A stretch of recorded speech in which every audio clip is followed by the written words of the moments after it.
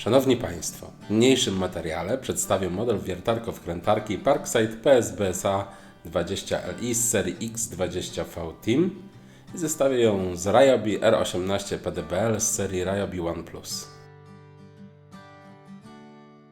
Prezentowany model to obecnie najmocniejsza wiertarko-wkrętarka dostępna w ofercie marki Parkside. Model oznaczony B2 z 2019 roku z wyglądu różni się od tego z poprzedniego roku w zasadzie tylko uchwytem wiertarskim. Tym razem jest on metalowy.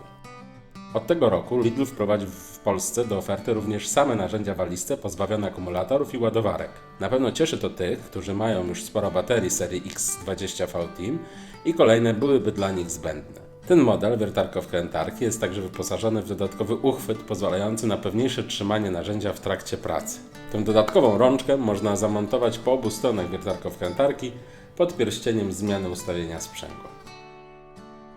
Oczywiście konstrukcja wiertarko-wkrętarki jest klasyczna. Mamy spust włączający urządzenie, pozwalający na płynną regulację mocy. Nad nim znajduje się przełącznik kierunku obrotów,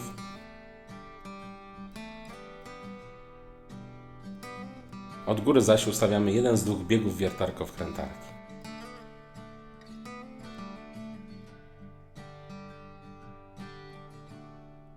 Czerwony pierścień przed uchwytem wiertarskim pozwala na ustawienie sprzęgła w zakresie od 1 do 20 oraz włączenie trybu wiercenia, a także wiercenia z udarem.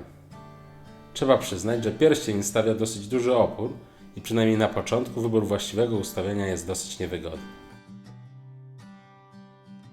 Wiertarko-wkrętarka posiada również diodę podświetlającą miejsce pracy.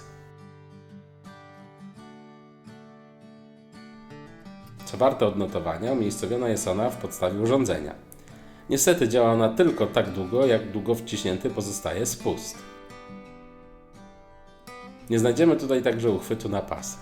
Jeśli chodzi o dane techniczne, to nie odbiegają one w zasadzie od tych dla modelu A1 z 2018 roku. Jedyne co się zmieniło to ciut wyższy deklarowany maksymalny moment obrotowy. Aktualnie wynosi on 45 Nm. Poza tym bez zmian. Mamy dwa biegi, na pierwszym wiertarko-wkrętarka osiąga maksymalną szybkość obrotową 440 obrotów na minutę, a na drugim 1650 obrotów na minutę.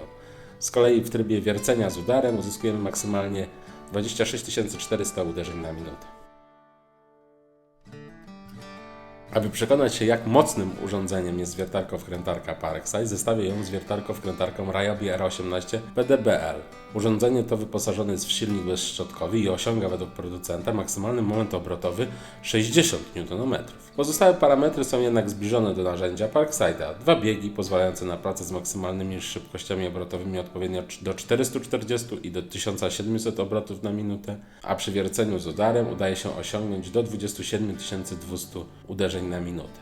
Początkowo podstawowa budowa wiertarko-wkrętarki też przypomina klasyczne konstrukcje. Mamy tradycyjny spust i przełącznik kierunku obrotów. Od góry znajdujemy też przełącznik biegów, chociaż tym razem dokonany wybór wskazywany jest przy pomocy odpowiedniego podświetlenia. Inaczej wygląda ustawianie sprzęgła. Zamiast pierścienia mamy tutaj przełącznik, którym wybieramy jedną z 12 pozycji. Spośród nich 10 służy do ograniczenia mocy w trakcie wkręcania, jedna do ustawienia trybu wiercenia oraz jedna do ustawienia trybu wiercenia z udarem. Ten wybór również wskazywany jest diodą. W praktyce nie mamy tutaj jednak sprzęgła poślizgowego, a jedynie elektroniczny ogranicznik mocy. Czasem nazywany jest on elektronicznym sprzęgłem. Jego działanie sygnalizowane jest za pomocą świecącego pierścienia umiejscowionego tuż przed metalowym uchwytem wiertarskim. Dokładne działanie systemu eTorque omówiłem w jednym ze wcześniejszych materiałów. Na podstawie urządzenia znajdziemy uchwyt na zapasowy bit, ale przede wszystkim diodę podświetlającą miejsce pracy. Dużym plusem jest nie tylko jej lokalizacja, ale także fakt, że nie wyłącza się ona bezpośrednio po puszczeniu spustu, ale pozostaje zapalona jeszcze przez kilka chwil. Tutaj również nie mamy uchwytu na pasek. Porównajmy zatem budowę obu urządzeń. Szerokość i wysokość jest bardzo zbliżona. Również masy urządzeń nie odbiegają od siebie. Natomiast narzędzia zauważalnie różnią się długością korpusów. Prawdopodobnie Ryobi zyskuje znacznie dzięki pozbyciu się klasycznego sprzęgła.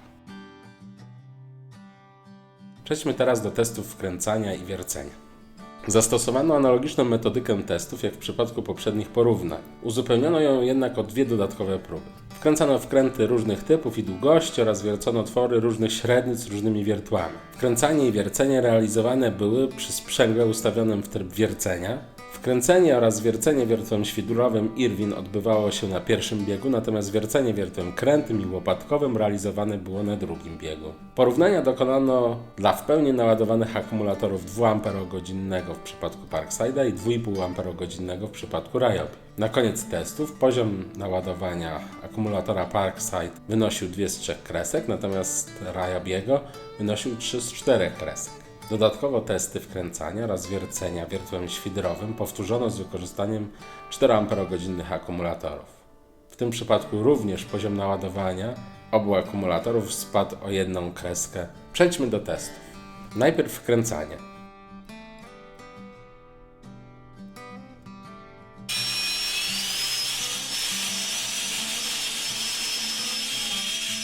Przy wkręcaniu wkrętów ciecierskich 5×70 minimalnie lepiej wypadł Parkside.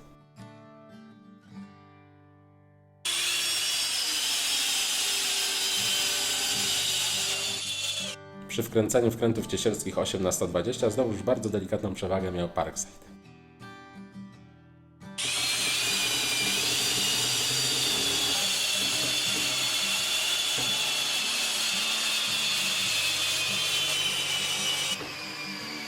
Przy wkręcaniu wkrętów ciecierskich 8×260 wyniki były znowuż bardzo porównywalne.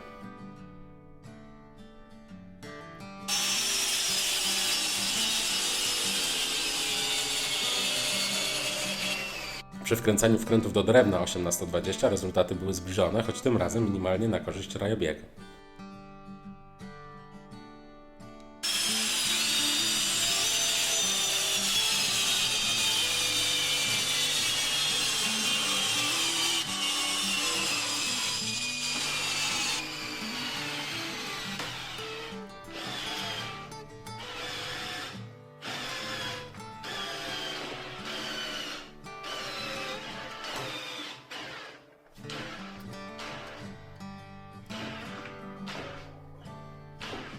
Wkręt do drewna 10×200 okazało się górną granicą możliwości obu urządzeń. Choć początkowo wprowadzony był w drewno szybciej przez wiertarko-wkrętarkę Ryobiego, to nie udało jej się zagłębić wkręta w pełni w materiał. Również Parkside wyposażony w baterię 2 Ah nie poradził sobie z tym zadaniem. Jedynie gdy do wiertarko-wkrętarki Parkside podłączono 4 Ah akumulator, udało się zakończyć zadanie z powodzeniem. Trzeba jednak przyznać, że było to zrobione mimo, że co chwila włączało się zabezpieczenie. Czas na wiercenie.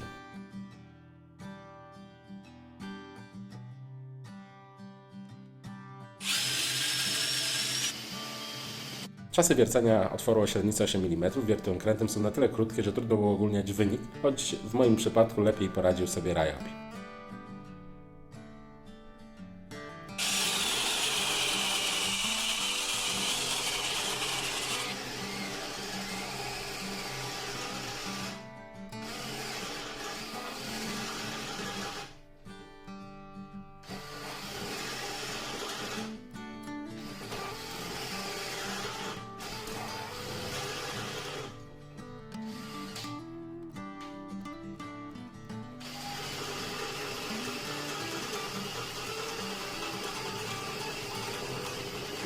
Przy wierceniu otworu 25 mm wiertłem łopatkowym napotkałem na duże problemy w przypadku wiertarko-wkrętarki Parkside. O ile w pierwszej fazie proces ten przebiegał bardzo sprawnie, to gdy wiertło zagłębiło się na około 2/3 wysokości materiału, to zaczynało działać zabezpieczenie odłączające zasilanie. Niewiele pomagało cofanie wiertła, dlatego zdecydowałem się ostatecznie dokończyć wiercenie na pierwszym biegu. Przypomnijmy jednak, że według producenta maksymalna średnica otworu, jaki można wywiercić w drewnie, to 30 mm. Dla porównania w przypadku Ryobiego jest to 50 mm.